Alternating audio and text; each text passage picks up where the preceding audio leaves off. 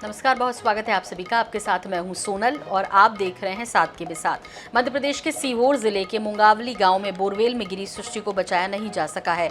करीब 50 घंटे तक चले इस रेस्क्यू ऑपरेशन के बाद सृष्टि को बोरवेल के गड्ढे से बाहर निकाला गया।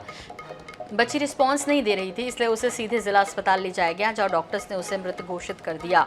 बच्ची को बाहर निकालने के लिए एनडीआरएफ, एसडीआरएफ और सेना के जवान लगे हुए थे। लगातार गुजरात, महाराष्ट्र और दिल्ली से भी टीमें आई हुई थी। बाहर निकालने में कामयाबी नहीं मिल पा रही थी। इसके बाद दिल्ली से रोबोटिक टीम को बुलाया गया। रोबोटिक टीम ने बोरवेल में रोबोट भेजकर सृष्टि की लोकेशन ट्रेस की। रोबोट से मिले डेटा के मुताबिक बच्ची 150 फीट की गहराई में थी, जहां पानी भी मौजूद था। मंगलवार दोपहर में खेलने के दौरान मासूम बच्ची खेत में मौजूद बोरवेल में जा गिरी थी। इस मामले में जिला प्रशासन ने खेत मालिक के खिलाफ कार्रवाई करते हुए उसे हिरासत में ले लिया है।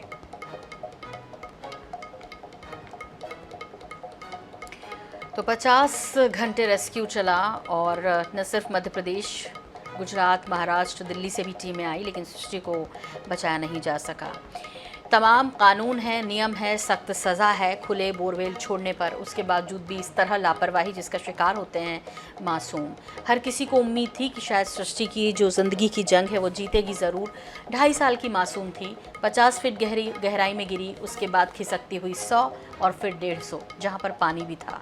और इसीलिए शायद सृष्टि को बचाया नहीं जा सका, क्योंकि जो व्यवधान बन रही थी प्रशासन के इस पूरे कार्य में, जो रेस्क्यू चल रहा था उसमें व्यवधान का कारण था बड़ी बड़ी शिलाएं, चट्टानें, जो कि रेस्क्यू में बाधा बन रही थी। और जैसे जैसे रेस्क्यू के लिए जो खुदाई की जा रही थी, उस कंपन से सृष्टि और भी नीचे चली जाती थी। इस वजह से बहुत मुश्किल हो गया। लेकिन मुख्यमंत्री भी सृष्टि की इस जंग में लगातार नज़र बनाए हुए थे, लेकिन सृष्टि को बचाया नहीं जा सका। मात्र 2.5 साल की ये मासूम थी जो कि ज़िंदगी की जंग हार गई। सवाल ये पैदा कर गई सृष्टि की मौत कि आखिर ये कब बंद होगा, कब रुकेंगे? अपनी जिम्मेदारी, एक सामाजिक नागरिक होने की जिम्मेदारी हम कब उठाएंगे? हर जगह प्रशासन नहीं पहुंच सकता, लेकिन क्या प्रशासन की जिम्मेदारी नहीं बनती कि जब हम घटनाक्रम के बाद इतने तामझाम के साथ पहुंचते हैं, क्यों ना खुले हुए बोरवेल की सूचना या उसकी औचक निरीक्षण के लिए भी, या जब पता चले कि यहाँ खुदाई हुई है, तो क्यों ना वहाँ पर ये सुनिश्चित किया जाए कि उसके लिए ठीक से उसको कवर किया गया है या नहीं, बाउंड्री बनाई गई है या नहीं। ये भी क्यों हम सुनिश्चित नहीं करते समय के पहले, ताकि हम सृष्टि जैसी और कई सृष्टियों की जान बचा सकें। फिलहाल शैलेंद्र विश्वकर्मा हमारे साथ जुड़े हैं। शैलेंद्र, हर किसी का दिल जो है वो दुखी है, क्योंकि हर कोई ये सुनना चाहता था कि एक लंबे ऑपरेशन के बाद, लगभग 50 घंटे के बाद सृष्टि ज़िंदगी की जंग जीत गई, लेकिन वैसा नहीं हुआ। क्या कुछ माहौल है वहाँ पर इस वक्त? पूरा माहौल है, मातम की तरह पूरा गांव के अंदर फैला हुआ है, पूरा पसरा हुआ है। और जो लोगों की जो आशाएं थी कि सृष्टि इस जंग में जीतेगी, मगर 50 घंटे की मशक्कत के बाद भी सृष्टि ये जंग नहीं जीत पाई। तो सबसे बड़ी बात सामने ये आ रही है कि जब सृष्टि 33 फीट पे थी, तो ये 150 फीट पे पहुंची, ये भी एक बहुत बड़ा सवाल है सामने देखने को आ रहा है। ऐसा भी बताया जाता है कि जब वो खुदाई कर रही जा रही थी, खुदाई के दौरान जो स्टोन, जो हार्ड स्टोन को जो है ड्रिल मशीन पॉकलैंड के माध्यम से उसको तोड़ा जा रहा था। तो जब जमीन पे कंपन हो रहा था, तो कंपन होने के कारण वो सृष्टि धीरे धीरे खिसकते 150 के लगभग आकर फंस गई। और सृष्टि की और स्वास्थ्य विभाग ने सृष्टि के दम घुटने से उसकी मृत्यु हुई। जी शैलेंद्र, इसमें महत्वपूर्ण ये है कि इस बार ये जो सृष्टि की जंग थी, जो कि वो हार गई, जिंदगी हार गई, उसके बाद जो सख्त एक सज़ा होनी चाहिए, जो कि फिर बाद में लोगों की रूह कांप जाए यदि वो ऐसी कोई गलती करें, इस तरह से अपने घर में, खेत में या कहीं भी बाहर जहां बोरवेल का गड्ढा खुदवा रहे हैं, उसे खुला छोड़ें। तो वो छोड़ने से पहले 4 बार वो ये सोचें कि कहीं सृष्टि जैसे केस में जो सज़ा मिली वो हमें ना मिले। ऐसी कुछ तैयारी है क्या? प्रशासन की कई बार गाइडलाइन जारी हुई है, मगर इस गाइडलाइन का कोई पालन नहीं करता है। और जो मैं ये भी बताना चाहूंगा कि जिस खेत मालिक का ये बोरवेल था, उसके ऊपर सख्त से सख्त कार्रवाई की जा रही है, क्योंकि उसको अभी इस समय थाने में बिठाया रखा हुआ है। उसको उसके गांव से थाने में लेकर आ गए हैं। मगर मैं सबसे बड़ी बात है कि जब ये गाइडलाइन जारी होती है, तो इस गाइडलाइन का पूरी तरीके से उल्लंघन और धज्जियां उड़ाई जाती है। जैसे महानगरों की बात करें, तो महानगरों में इस गाइडलाइन का हमेशा पूरा ध्यान रखते हुए, और जो भी गाइडलाइन होती है उस गाइडलाइन के हिसाब से बोरवेल किया जाता है, और बोरवेल अगर मान लो सूखा भी रहता है तो बोरवेल को उसको पूरी तरीके से कवर कर दिया जाता है। मगर यहाँ पर ये सबसे बड़ी देखने वाली बात है कि यहाँ पर बड़े लापरवाही लोग हैं, यहाँ पर बोरवेल करवा लेते हैं, बोरवेल करवाने के बाद उसके ऊपर अगर मान लो उसमें पानी नहीं निकलता तो उसको ढांक कर भी नहीं रखते। तो ऐसे लोगों के ऊपर सख्त से सख्त कार्रवाई होना चाहिए। जी जी बिल्कुल शैलेंद्र, बहुत बहुत शुक्रिया इस तमाम जानकारी के लिए आपका। तो सख्त से सख्त कार्रवाई होनी चाहिए। इस केस में कितनी कार्रवाई होगी, क्योंकि कार्रवाई होने की बात तो होती है, उसके बाद जांच रिपोर्ट का क्या होता है, सज़ा मुकर्रर हो जाने के बाद भी क्या होता है, ये भी कई बार कई हादसों के बाद सामने नहीं आता। ऐसे तो मध्य प्रदेश में यदि आप रेप करते हैं तो उसके बाद फांसी की सज़ा है, लेकिन सवाल ये है कि मामले कितने दर्ज हुए और जो आरोपी सिद्ध हुए उनको सज़ा हुई कि नहीं हुई, और वो आरोपी जो असल आरोपी थे वो आरोपी सिद्ध हुए भी कि नहीं हुए, ये भी एक सवाल छोड़ जाती है तमाम घटनाएं। लेकिन कुल मिलाकर सृष्टि अब वापस नहीं आएगी, उसके परिवार ने जो खोया वो वापस नहीं आने वाला। इधर छत्तीसगढ़ में कांग्रेस लगातार संभागीय कार्यकर्ता सम्मेलन कर रही है। इसके बाद संकल्प शिविरों का दौर शुरू होना है, लेकिन टिकट को लेकर अभी से हलचलें तेज हैं। दावेदारों की लंबी फहरिस्त देखकर कांग्रेस को भीतरघात की चिंता सता रही है। सिटिंग विधायक भी टिकट को लेकर परेशान हैं। कार्यक्रमों के बीच टिकटों को लेकर क्यों हो रही है सियासत, इस रिपोर्ट में देखिए जो हमने खास तौर पर आपके लिए तैयार की है।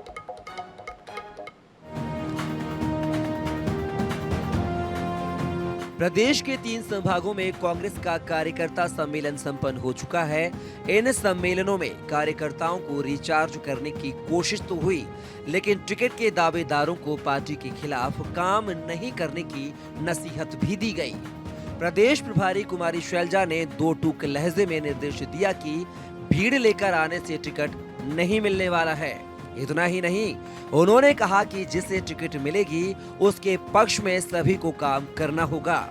सीएम भूपेश बघेल ने भी साफ शब्दों में कहा कि किसी भी हाल में बगावत बर्दाश्त नहीं की जाएगी। इसके साथ ही उन्होंने संकेत दिया कि बेहतर परफॉर्मेंस वाले विधायकों का टिकट नहीं काटा जाएगा।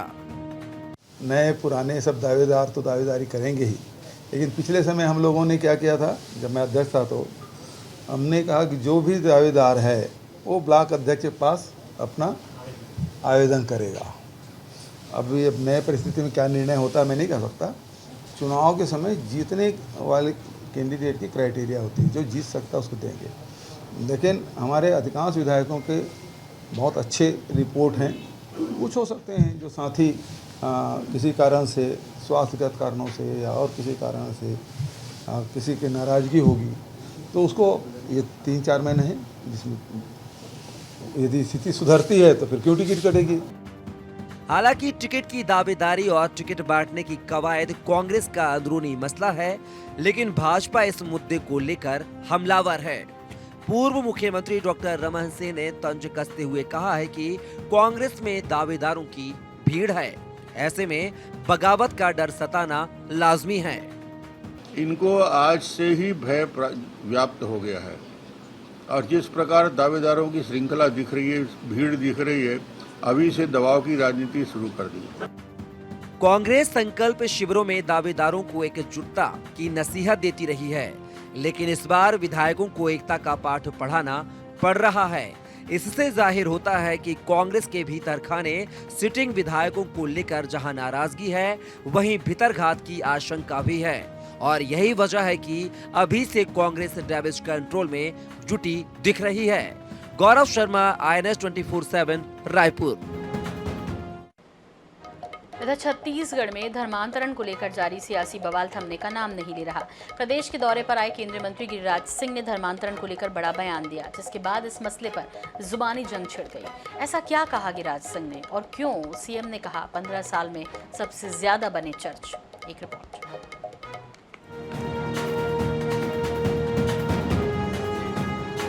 छत्तीसगढ़ में धर्मांतरण का जिन्न एक बार फिर बाहर आ गया है।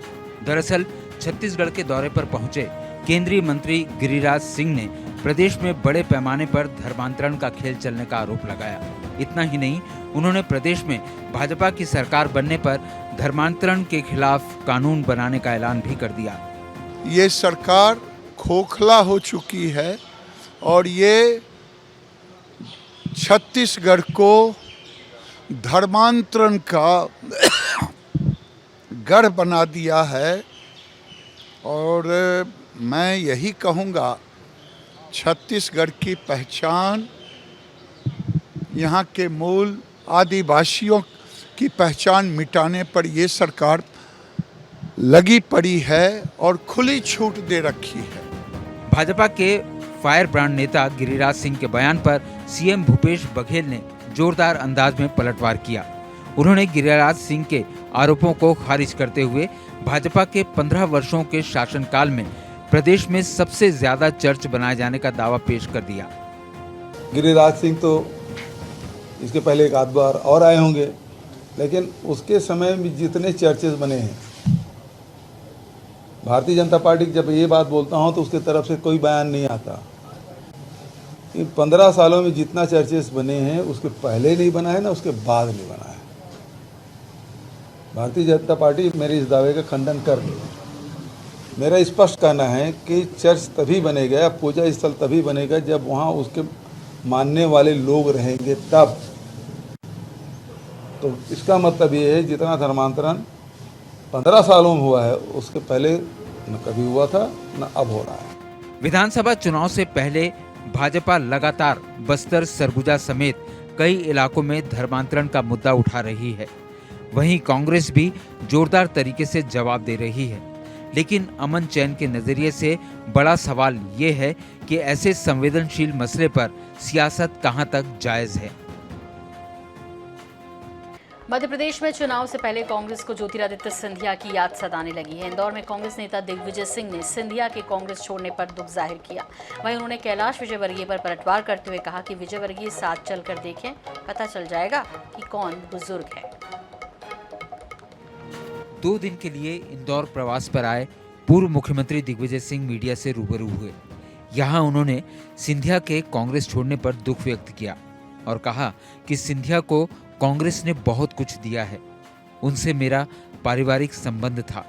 उनके कांग्रेस से जाने पर मुझे धक्का लगा था। सिंधिया जी हमें पार्टी को छोड़कर चले जाएंगे, उससे वाकई में मुझे निजी तौर पर धक्का लगा। मैं इस बात को कह सकता हूं कि जब हमारे पास खबरें आती थी कि कुछ लोग बिक रहे हैं, मैं कभी भी विश्वास नहीं करता था कि ज्योतिराज सिंधिया जी भी उस श्रेणी में आ जाए। वहीं दिग्गी ने बीजेपी महासचिव कैलाश विजयवर्गीय को कलाकार बताते हुए उनके बुजुर्ग कहे जाने वाले बयान पर पलटवार किया और कहा कि विजयवर्गीय मेरे साथ चलकर दिखाएं, कौन जवान है कौन बूढ़ा है ये पता चल जाएगा। हमारे कलाकार माननीय कैलाश विजयवर्गीय जी यदि हमारे साथ जरा पैदल करके चल के दिखा दे तो पता पड़ जाएगा कौन जवान है कौन बूढ़ा है। दरअसल सिंधिया का सियासी पाला बदलने से प्रदेश में कमलनाथ सरकार गिर गई थी। दिग्गी और सिंधिया की सियासी चाल भले ही अलग अलग रही हो, लेकिन दोनों परिवारों के संबंध वर्षों पुराने हैं। यही वजह है कि दिग्गी को सिंधिया रह रहकर याद आ रहे हैं। INH न्यूज़ के लिए इंदौर से महेश मिश्रा के साथ भोपाल से मनीष कांत जैन की रिपोर्ट। इधर ग्वालियर के कांसेर गांव में अब डकैती का सनसनीखेज मामला सामने आया है। यहां आधी रात को 4 हथियारबंद बदमाश पहुंचे और इन लोगों ने पनिहार जंगल में सो रहे 18 मजदूरों को पहले तो बंदूक की नोक पर पीटा, फिर इनको बंधक बनाकर सभी को पेड़ से बांध दिया और मुंह कंबल से ढक दिया। 2 बदमाश ट्रैक्टर ट्रॉली और सीमेंट की बोरियां लूट कर ले गए, जबकि 2 बदमाश यहीं रुके रहे। रात में मजदूरों का ही बचा खाना भी खाया उन्होंने और फिर इन्हें पीटा और तड़के 4 बजे भाग गए। सुबह जब सुपरवाइजर यहां आया तब मजदूर पेड़ से बंधे मिले और हाथ पैर खोले गए उनके। उसके बाद पुलिस को सूचना दी गई। लूटे माल की कीमत 5 लाख रुपए बताई जा रही है। डकैती की सूचना मिलने पर SGOP घाटी गांव संतोष पटेल फोर्स के साथ पहुंचे, मजदूरों के बयान लिए और दिन भर जंगल में सर्चिंग चलती रही। थाने कासेर गांव के पास में जो कि नहर बनाने का काम हो रहा है, जो कि गिरवाई क्षेत्र को रायपुर कला से जोड़ेगी, उसमें एक किसी निजी प्राइवेट कंपनी के द्वारा काम किया जा रहा है। तो रात में उनके मजदूर सोए हुए थे तो रात में कुछ अज्ञात बदमाश वहाँ पहुँचे और 13-14 मजदूर जो थे उनको बोला, तमंचा दिखाते हुए बोले कि आप लोग मुंह ढाँक के सोते रहिए। और उन्होंने जेसीबी स्टार्ट करने की कोशिश करी, लेकिन जब नहीं हुई तो ट्रैक्टर ट्रॉली उन्होंने स्टार्ट करी और उन्होंने से बुलडोजर लेके ट्रैक्टर ट्रॉली लेके वहाँ से चले गए। बाद में उन्होंने आपस में बातचीत करी, बाद में शेष बदमाश भी वहाँ से चले गए। इस तरीके से लूट करी है, तो उसके लिए परफॉर्म करने की बात।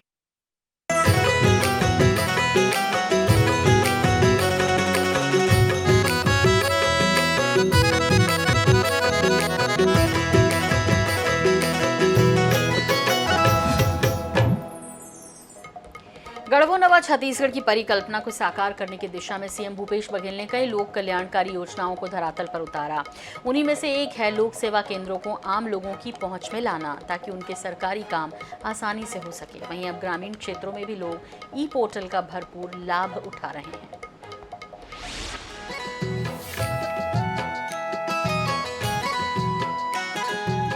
भूपेश है तो भरोसा है, लगभग यह वाक्य अब हर छत्तीसगढ़िया के जबान पर चढ़ गया है।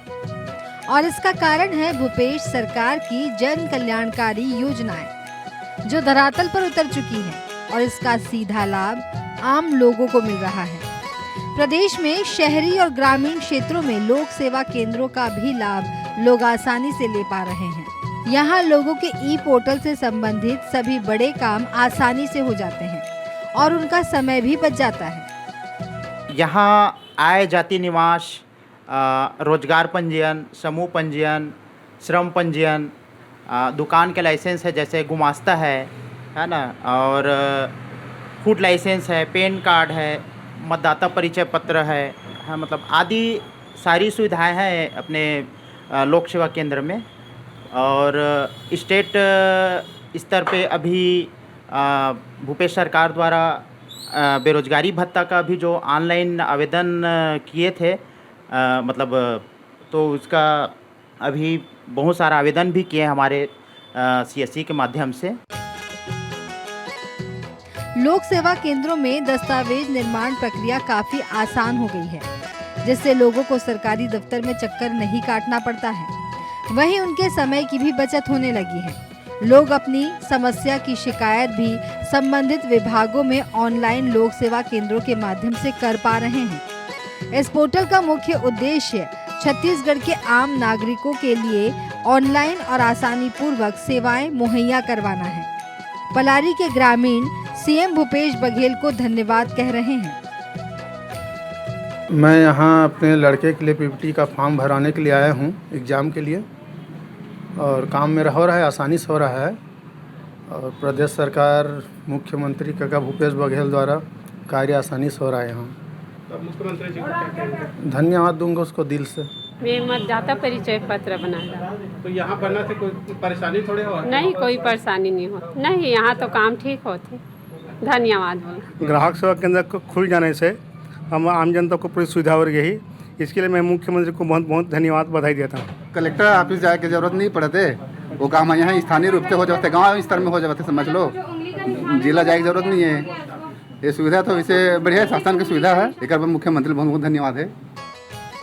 भूपेश सरकार की पहल से लोक सेवा केंद्र एक जन कल्याणकारी केंद्र बन गया है, जहां लोगों की कई तरह की परेशानियों का समाधान आसानी से होने लगा है।